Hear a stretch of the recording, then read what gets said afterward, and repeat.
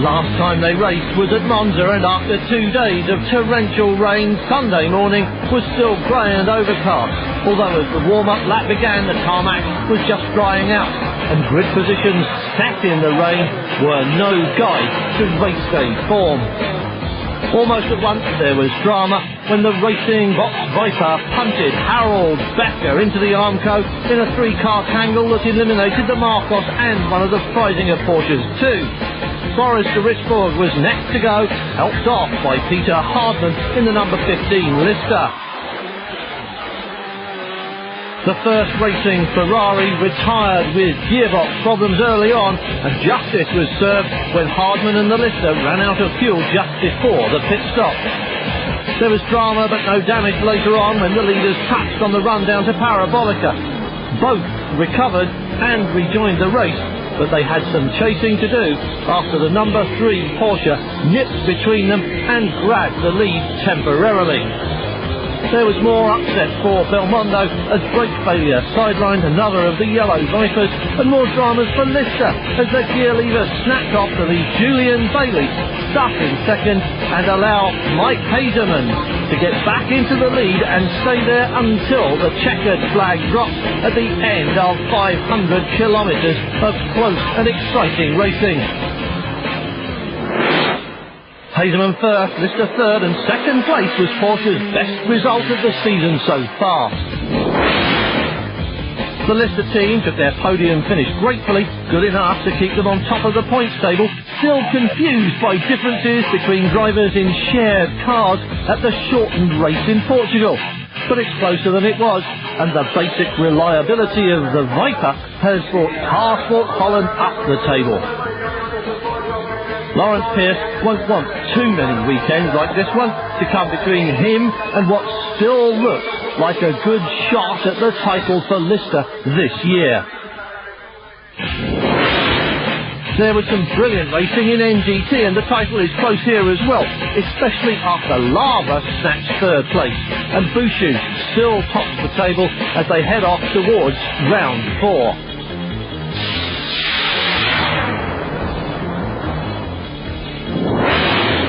After a sunny start at Valencia in Spain, the championship was plunged into chaos at both the next 2 races, Portugal and Monza. So it's fingers crossed for Silverstone.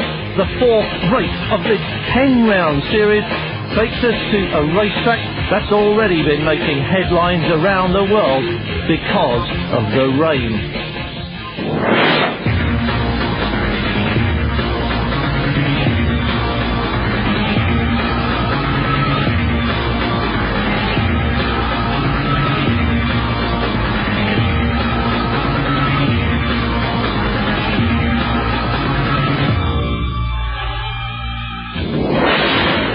Fast, challenging and dramatic, that's Silverstone, and here's Julian Bailey to talk you round it.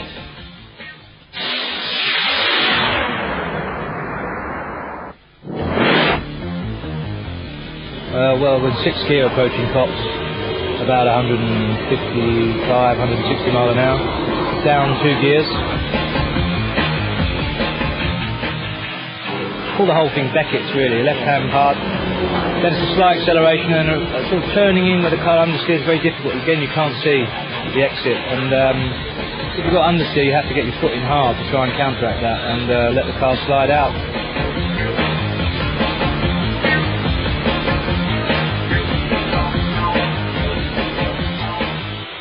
We're around 172, something like that, and again, it's down to 3rd gear for that one. And it's a sort of corner that you think you can brake later and later all the time, and you end up sliding wide. Again, you know, to try and get a clean entry, because the next exit, the club, is one of the most important and vital bits of the circuit, and the hardest, because it's second up to 3rd gear in the middle of the corner, and you really fight the car all the way on the exit to keep the power on, not to lift, even though you've got a slight slide on or something, to try and keep it neat and tidy and power on all the time. Yeah, we've changed up to 4th for bridge. Our car understeers a lot through bridge, so we tend to have a lift before bridge.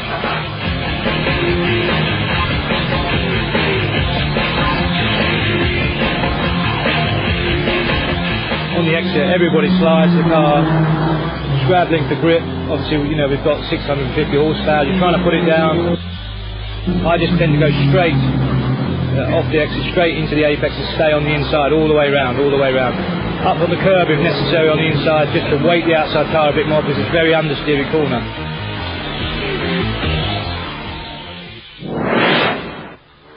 One day of practice and then 2 sessions of qualifying, with the forecasters on TV still predicting rain, but little sign of it here on track. Little sign of the Marcos either, damaged and retired on Friday afternoon, and it's the same again for the brand new Lamborghini, also wiped out in free practice. Those were the big dramas of free practice. But qualifying was lively for some of the teams as well. JMB brought its 2 Ferraris to Silverstone, and though they were clearly trying hard, they're still a long way off the pace. After 5 years away from racing, Philippe Alliot returns in the seat of one of the 360 Moderners, and if it isn't quite as quick as the McLaren he drove in 1994, at least it has Formula 1 style paddles for the gear change, and it will get faster as the season goes by.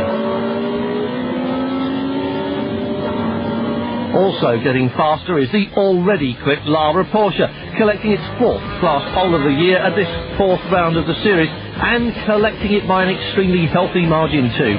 Not just a qualifying one-off, said the team, but a fair indication of the car's race pace.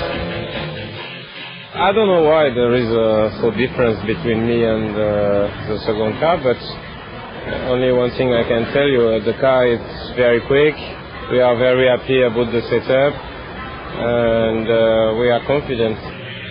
Changes at Belmondo as the drivers swapped seats in a move that put Voss and de Richborg together. It had been expected and gave the number 12 car a formidable lineup, but the other one was still on the pace as well. Yeah, it was good. Just sad that the track is slower this afternoon, but I mean, we still one car in front of us quickest this afternoon, so it's good. And second this morning for Boris, so it's okay. After recent development work, the car sport Holland Viper weighed in more than 20 kilos above the limit, leaving the team frantically ripping things out of the car in an effort to shed weight. Racing the Lister on its home circuit was always going to be a challenge. There was little doubt that the Lister's qualifying advantage would be carried over and be visible in the race as well. Oh, I think for sure the Lister will win. I think that's it. It doesn't have any problems. There's nobody who can catch the car. For me, it's too fast. It goes for sure tomorrow more than 1 second quicker in the race. It can do very easy. And second, maybe the Belmondo. I don't know how much in the race the kilos affect us. They don't have any kilos, so. Not quite on the front row, but still very much on the pace. Nicholas Springer now shared the number 15 Lister with Philippe Favre, who was trying to learn Silverstone's new layout. I thought I knew it well, said the Swiss driver, but even the straights seem different now.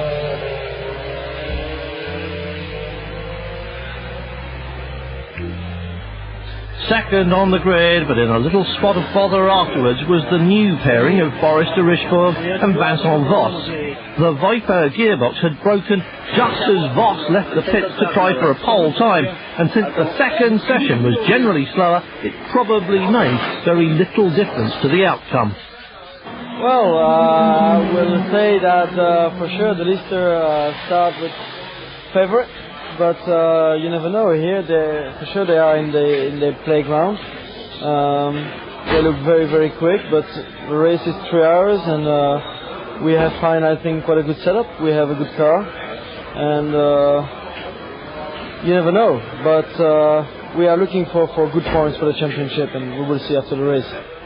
Top of all the timesheets is a nice place to be at your home event, and the number 14 Lister had such a comfortable margin that there never seemed much doubt that it could be deposed with or without Belmondo's gearbox problems. Well, obviously we're in good shape speed-wise. 3 hours of endurance, I suppose, to make sure we can keep going and bring the thing home. Obviously there's a fuel situation as well. We're not quite sure how we're going to do on that. We won't know until after the first stop, but again, it's could be a tactical game. Although Julian Bailey was on call, just in case, he never got into the car in the second session and it never left the pits. In the warm afternoon sunshine, the track was slower and only a handful of people posted improvements to their times, setting the scene for a race that would probably be stopped at 3 hours rather than the 500-kilometre distance it was actually scheduled to run.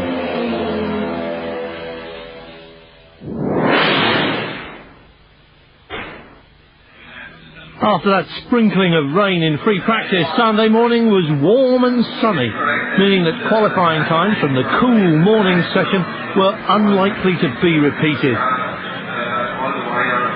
That in turn means that this race is unlikely to go the full 500 kilometres. That, as you heard, would be 98 laps of Silverstone and at around 2 minutes a lap, which was roughly the pace of the slower afternoon qualifying session. The 3-hour limit will be reached by the time the cars get to round about lap 90. So, figure on 2 fuel stops for everyone, maybe a splash for 1 or 2 others, and of course the usual juggling act for the team managers, who will be looking at an equation with race pace, fuel consumption, brake and tyre wear, and race position, all figuring on the balance sheet. That's the theory at least, but the practical application is that unless the Lister has problems, everyone else will be racing for second place at best, with the second of the black Batmobiles hoping to spoil the Vipers' party and make it a 1-2 finish for the home team. And it's going to be the same again in GT2, based on qualifying at least, with the Labra car enjoying a big comfort margin over second place and unlikely to be deposed from another class win except by mishap or misdemeanour. And there may well be some of that going on here. Silverstone may not be the scary man's circuit that it used to be. Reprofiling of the corners and the building of the infield complex has diffused a lot of the high-speed challenge, but it's still very fast and very difficult. Most of the drivers like it because it does have a good combination of slow and fast corners. It's one of those places where a driver can make a difference. Although, as we've heard, so many people say there's not a great deal that you can do when the pole sitter has got a second in hand over the next quickest car and almost 2 seconds over his teammate. At least it promises to be a dry race, which makes a pleasant change and means the spectators will be able to sit back and enjoy the show.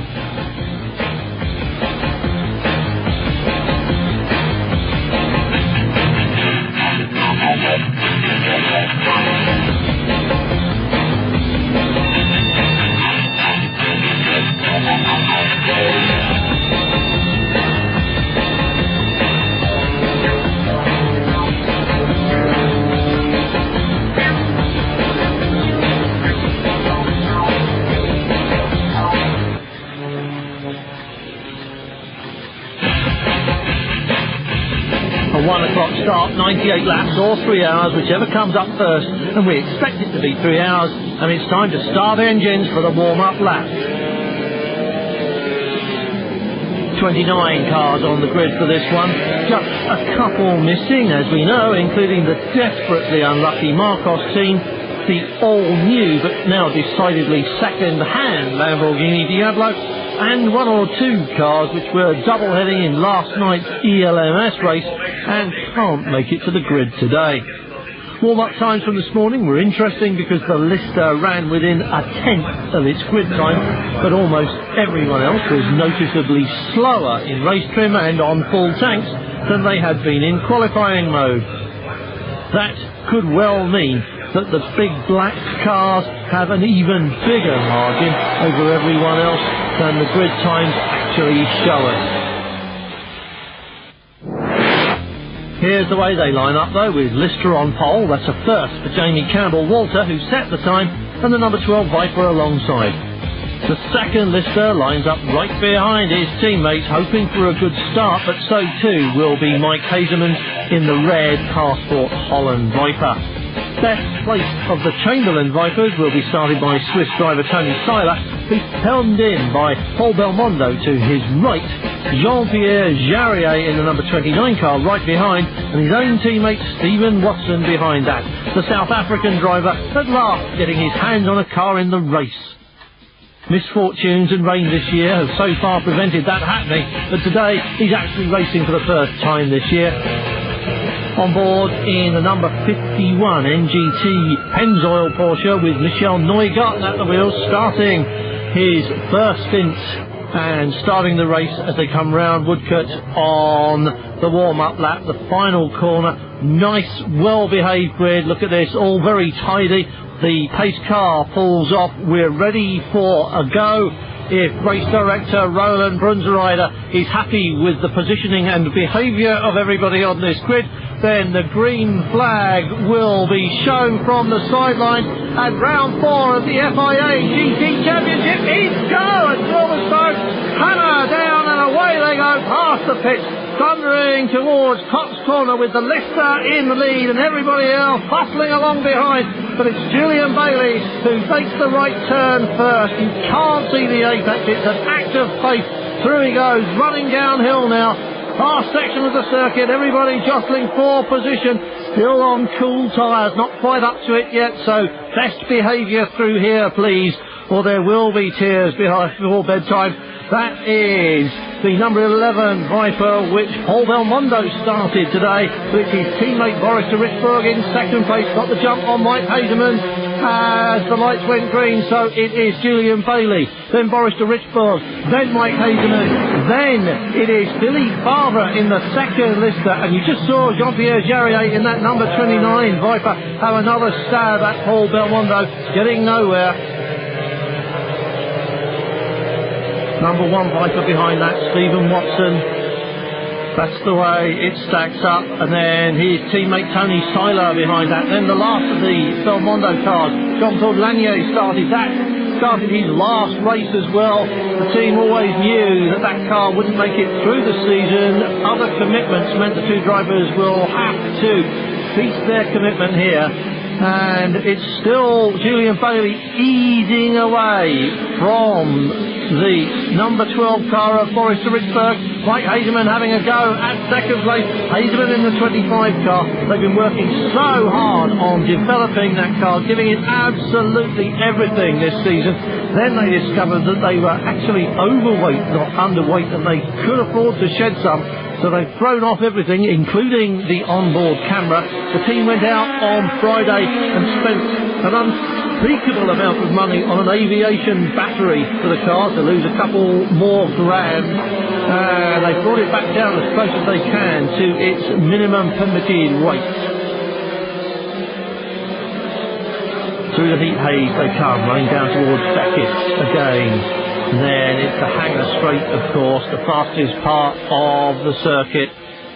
Over 170 miles an hour before they reach Stowe and reach for the brakes. Lots of overtaking in this race is going to happen at Stowe. It's probably the best place if you're close enough to dive out of the slipstream.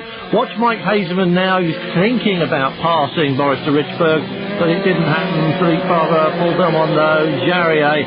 Then Stephen Watson has dropped back a little bit. And Tony Seiler coming under attack. So is Lanier, because Jürgen von Gartzen in the number 5 Porsche is on the move. Jürgen von Gartzen has grabbed a place. Well, the Porsches really have struggled here at Silverstone. Wide, flat and fast for the most part. What they make up in the complex, they lose almost straight away on the pit straight and then on the run down the back again. So it's not a good day for the Porsches, and they will be really struggling to make their mark on the leaderboard. Certainly struggling to get their name on the points leaderboard at the end of the race. Mike Hazeman, the winner last time out, remember, at Monza. Classic battle that was in both classes, and defused really only when the Lister gear lever, snapped off, left it stuck in second gear. On board with Michel Neugarten. That is Mancini, I think, in the Mac Porsche. Fabio Mancini it is indeed. number 67 ahead of us. Here's the man who's ahead of everybody else, though. This is Julian Bailey, and that is the gap back to second place already. Looking like 3 or 4 seconds, and you can see, look, Boris Richburg really working the steering wheel in the Viper. The car slides out of the apex, and you really got to juggle it with steering wheel and right foot. Again here, very bumpy, very slippery. The car's always wanting to move offline, and it's lots and lots of work. Look at his hands going up there. It's not easy hustling those big cars through here. And look at the class of lead that Julian Bailey has already established. There's the leaderboard, 3.8 seconds the gap, and another second back to the number 25 car, who now has Philippe Favre beginning to knock on the back door a bit. On board the Ferrari number 71, Philippe Alliot, making his return to racing here at Silverstone, and as you can see, already being left behind. There's the NGT leader. That is the number 77 Red Bull car. And they're starting to queue up behind Wolfgang Kaufmann. The black and white Porsche in the lead there was Wolfgang Kaufmann, and it just looks as though he's starting to become a bit of a roadblock. They suffered terribly in qualifying, the Freisinger team. First they thought they had a chassis problem, but it was actually a broken damper, and then they developed a misfire which simply will not go away, and has not gone away as of this morning's warm-up. And it does look as though it's running just a little bit slow. The effect was basically like a rev limiter on the main straights, and it does seem as if he's getting in the way of it here, and this lot are queuing up to take his scalp as soon as they see a straight bit of road. That's going to happen.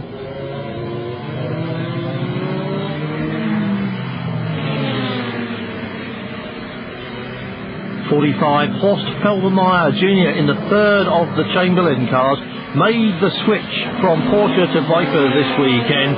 And fish out of water or what? He said everything's different. The mirrors are different, the seats different, the switches, absolutely everything. It's a foreign environment, but he's learning it as fast as he can and enjoying it, because it's going better than the Porsche, and I think we can expect them to stay with that.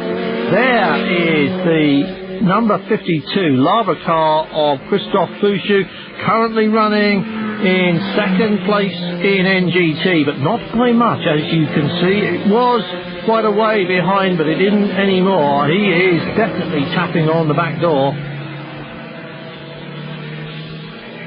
And there goes Felbermeyer. Now that is definitely a problem for the Freisinger car. One of the quicker Porsches is Wolfgang Kaufmann, obviously struggling on speed, didn't have an answer to the Viper, and in fact doesn't look like he's got an answer to the NGT cars, which will be arriving very shortly and are almost certainly going to do the same thing. So Freisinger in trouble right from the beginning. And that was the number 5 car of Jürgen von Gartzen, who has passed both of these cars, so he's definitely on the move, and that's the pace of the Porsche, or it should be. So you can see by comparison that Wolfgang Kaufmann is struggling a bit.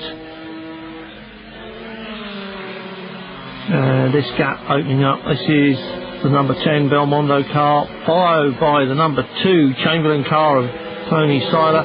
So the Chamberlain cars, all three of them, spread out nicely among the field. As in comes the Mac Porsche. Mancini gets a 10-second stop-go penalty for being just a little over-ambitious at the start and going ahead of the green flag. And it costs more than 10 seconds, of course. The total there, closer to a minute by the time you slowed down and speeded up and rejoined the race.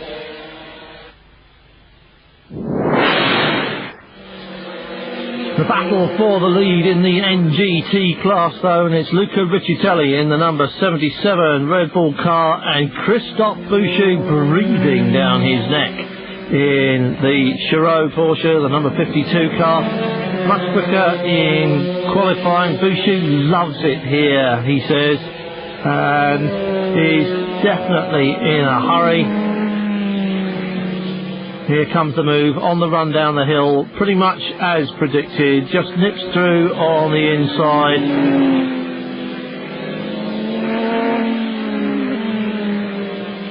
and starts to pull away at once. Well, that's the class of performance we saw from this car in qualifying, and now you're starting to see it again in the race. Now he's got a clear road in front of him.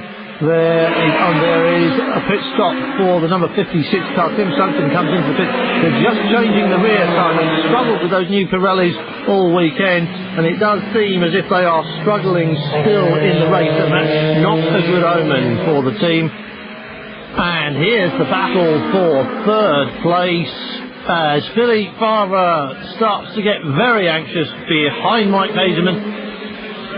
He wants to go past, he really wants to take that place, and the Lister should be capable of it. Well, coming out of the heat haze, you can see that it is warm here again at Silverstone. That slowed them up yesterday. They were much quicker in the morning than in the afternoon when there was some heat in the tarmac. So the Lister's advantage is somewhat increased by that, or so it seems. They seem to run on their qualifying pace, whatever the temperature, where the Vipers were noticeably slowed down. And that is Wolfgang Kaufmann's car. There it is, being passed by these two. He is really slowing, and it does look as if he will be giving up. There he is in the pits, Wolfgang Kaufmann all over. Well, at least he's cheerful about it. What a miserable weekend that must have been for the team. Not so for Lister though, because Julian Bailey continues to lead it, and by a growing margin. It's all looking very nice indeed for Lister. The only thing that has spoiled their perfect record so far was the gear lever, which came off in Julian Bailey's hand in Italy. And they still managed to get on the podium despite that. So the race performance so far looking as strong as the qualifying performance. 100% record of success on the paperwork front. Every session they have taken part in, they have topped. And here is second place. This is the number 12 Belmondo car, the De Richborg and Voss pairing. Everyone's been expecting them to put those two together. The quickest two drivers in the team were in separate cars. They're now in one team as the Belmondo team makes its bid for championship glory. And they're really hoping for a good result from this car this weekend, and it's looking very well placed indeed, having just passed the number 50 NGT Porsche. Here is the NGT leader, Christophe Bouchou, coming up behind Tim Sugden, who's obviously just come out from his pit stop with fresh rubber on the rear, but still not looking very happy about life at all. And it would appear that Bouchou will be past him as soon as the track opens up. Here he comes. And there is third place, and right behind is fourth place. Moving through the field as you saw, but moving through together, the traffic neither helping nor hindering either of those drivers, so no advantage. And there's traffic all the way around here, so Mike Hazeman's got a lot to think about. He wants to keep that Viper on the pace, on the line, and here comes a... oh no, too late. Well, he had a little think about it, but it just wasn't quick enough, wasn't soon enough, didn't get on the gas out in the previous exit well enough. It was the traffic which stopped him making the pass, so at last it's helped Mike Hazeman. But the lights come on now, and he's thinking about it again. This is all going to end in tears if we are not very careful.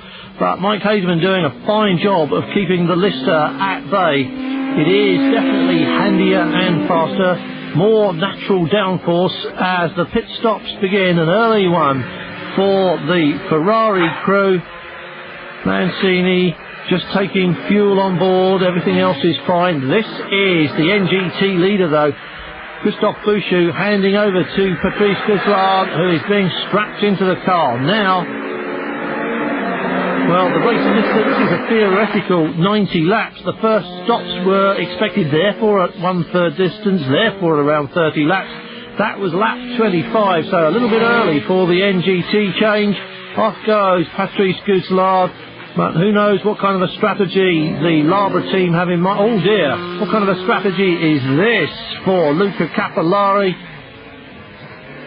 He spun, no problem, and rejoins.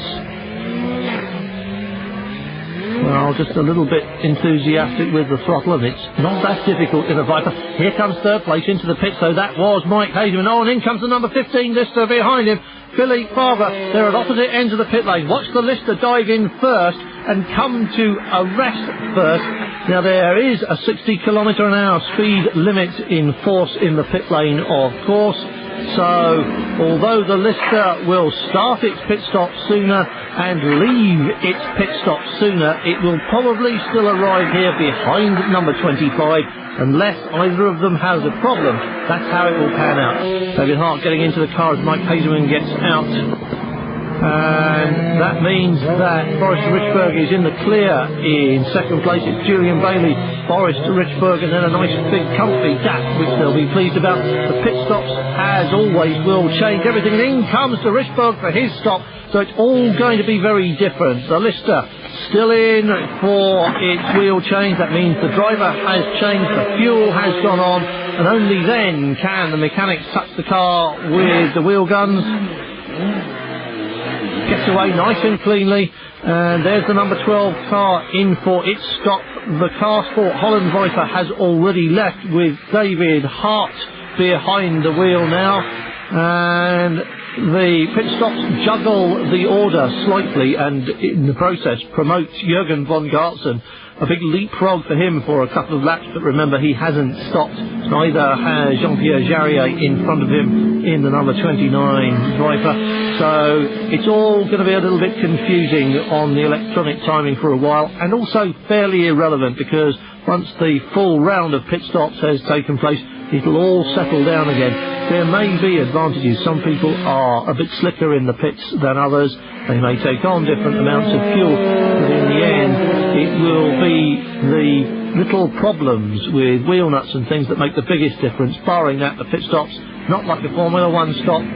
They can't refuel and do everything else at the same time, so it all takes a little bit longer, round about a lap if you like to average it out, which means that it's not the hustle of an F1 pit stop, and it doesn't change that much that often.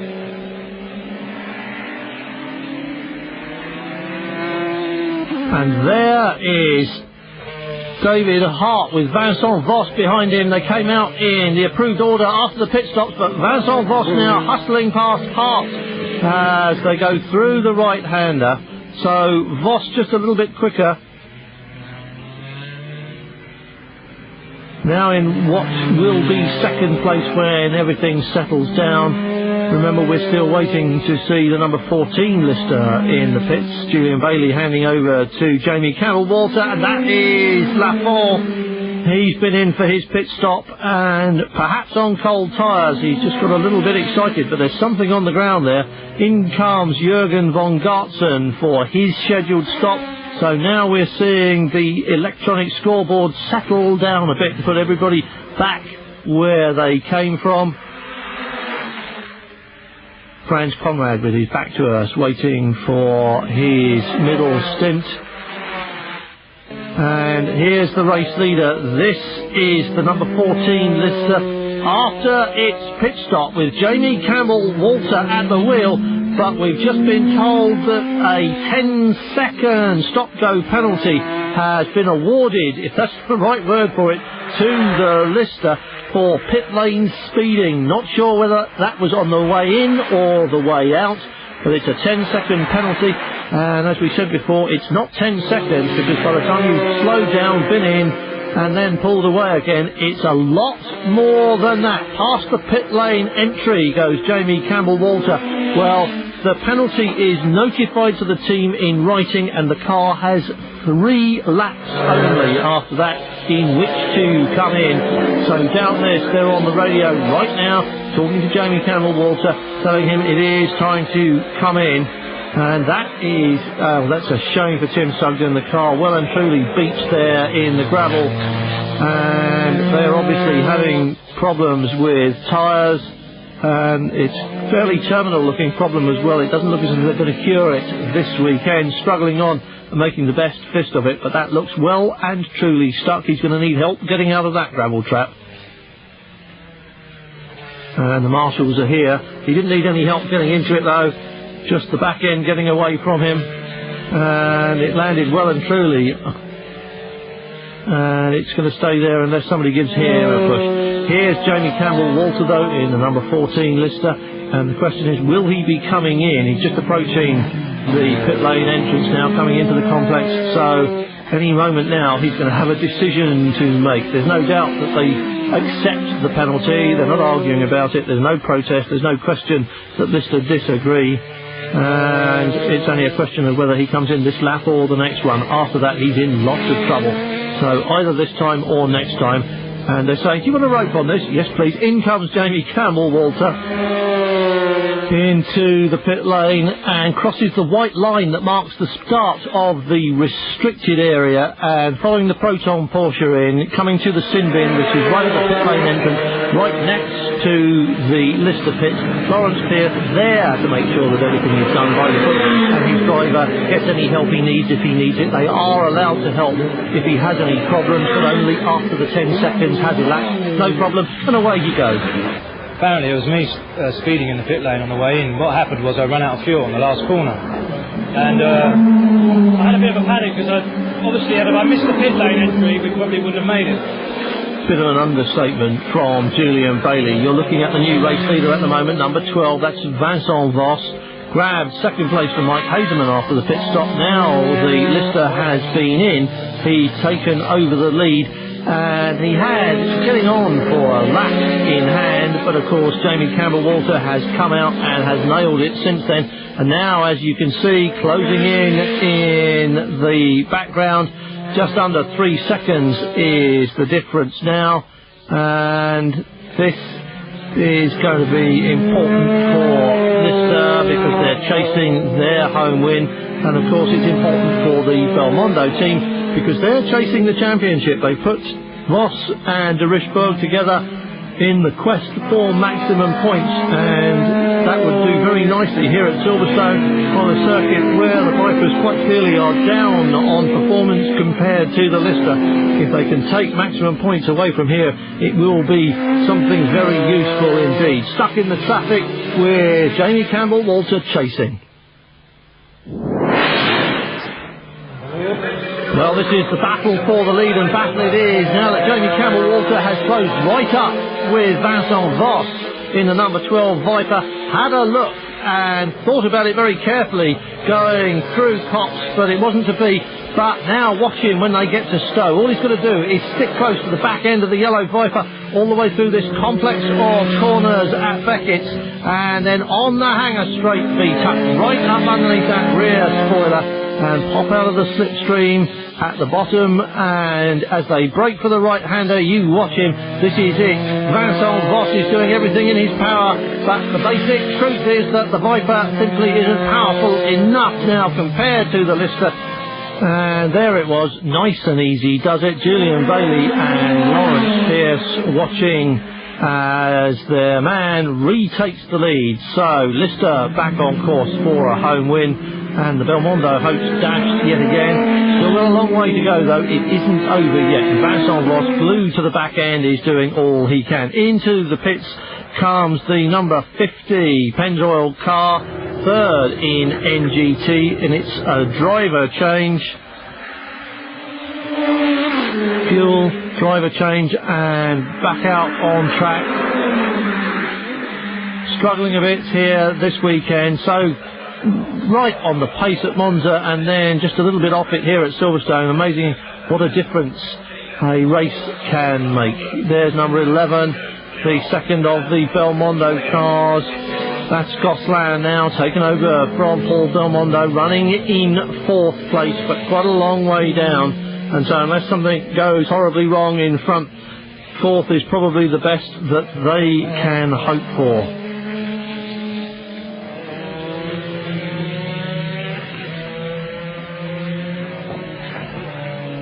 Paul Belmondo's made the decision to switch the team around, and he knew that instead of having two cars within a whisker of the pace, he was going to have one that was slap on it and another one that was going to struggle.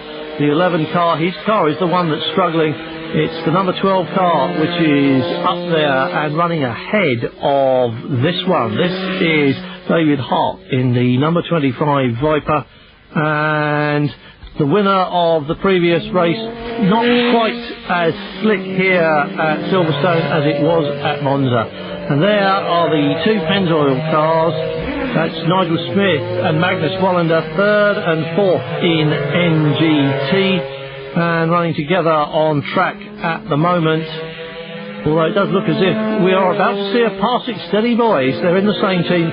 There's confirmation. Luca Riccitelli, the Red Bull car, is the man out in front, and then of course it's the Lava car, Patrice Gousselard at the moment, and these two who have just swapped places. Well, no team orders there quite clearly.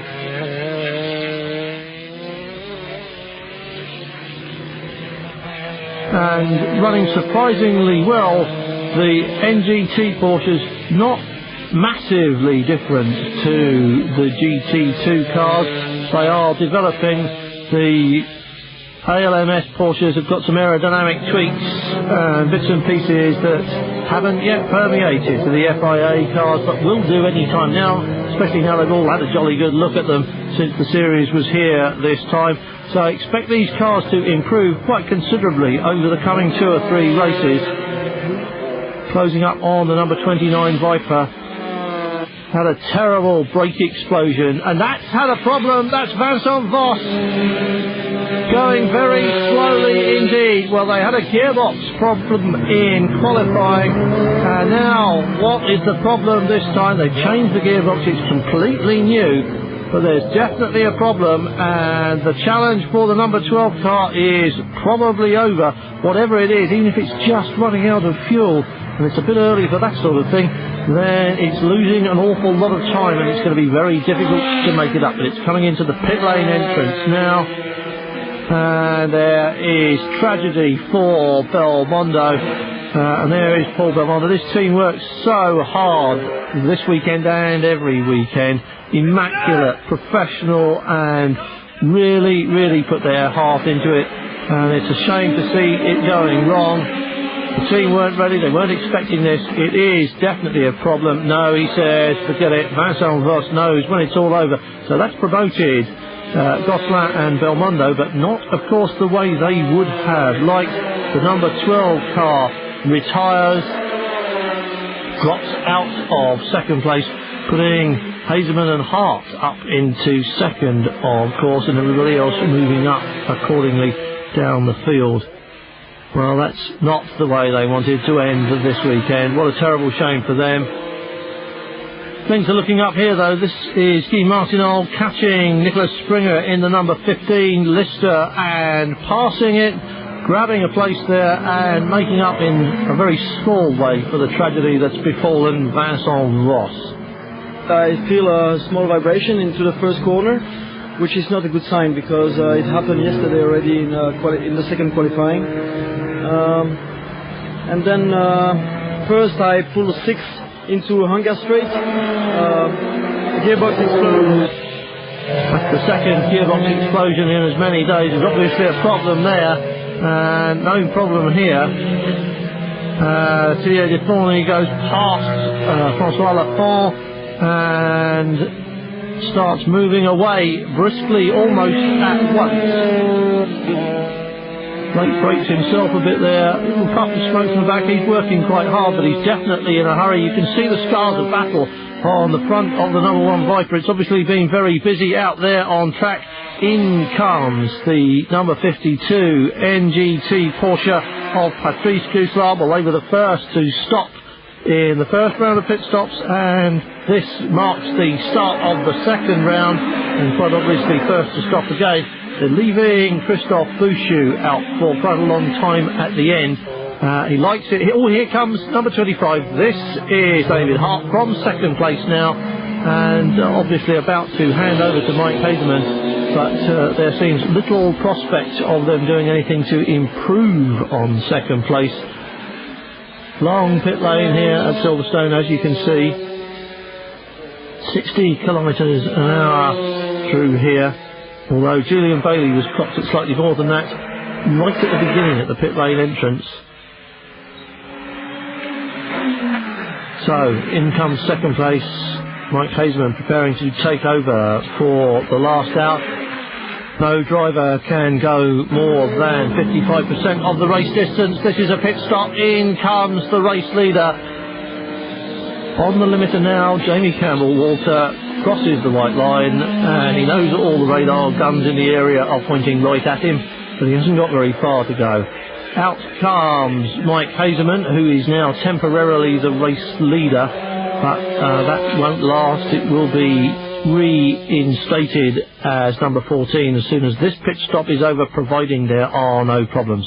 Hearts in your mouth, gentlemen, please. Everybody in black will have their fingers crossed at this point, but it's all very calm and controlled, even with two cars in at the same time, which is not a situation Lister particularly enjoy, or anybody else for that matter.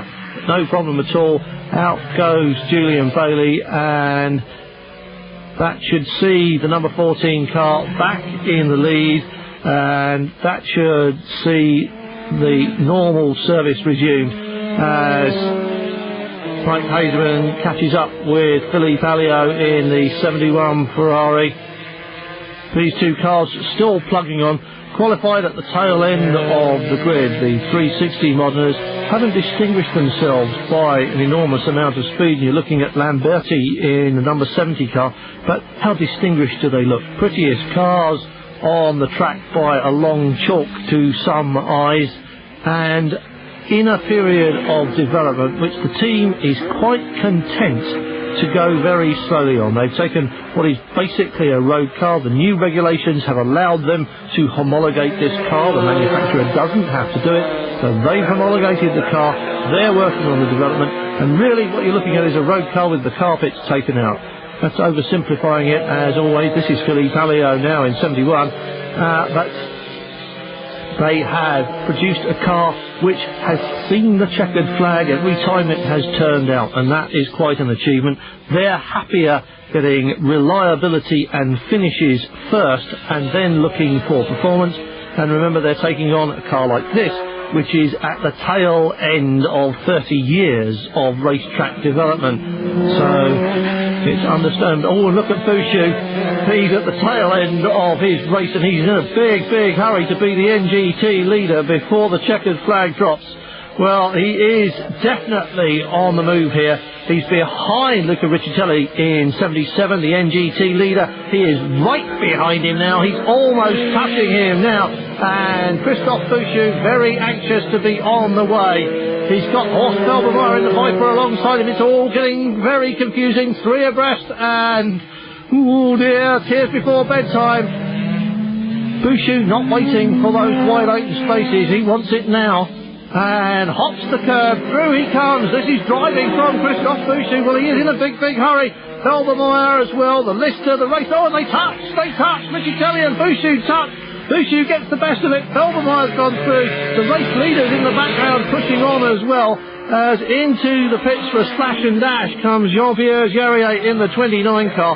It's almost all over. This will be a very quick one indeed, because the 3 hours are coming up long before the 98 laps. Well, not long before, 6 laps or so.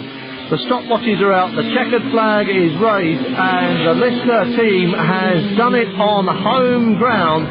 This is the result they wanted a year ago when the drive shaft broke, and it seems almost certain that they will take it now. Fingers crossed, there are yards to go. Julian Bailey could almost coast home from here. Let's hope he doesn't have to. He wants to go over the finish line under power. He's on the final run. There is the checkered flag for Julian Bailey and the Lister team as they take a home win at round 4 at Silverstone. With only a minor hiccup in the shape of that 10-second stop-go penalty, the Lister team claims its 3rd win of the season and its 4th consecutive podium finish ahead of Mike Hazeman and then Paul Belmondo, and a very happy Stephen Watson in 4th place. A race and a finish at last. That result means Julian Bailey and Jamie Campbell-Walter go top of the table together now, with David Hart and Mike Hazeman right behind them, followed by assorted Belmondo boys and then a clutch of Porsche men, as Franz Conrad collects his first points of the year after a strong but largely unseen performance from himself and Jürgen von Gartzen. And there's the usual performance up here on the podium from the happy winners.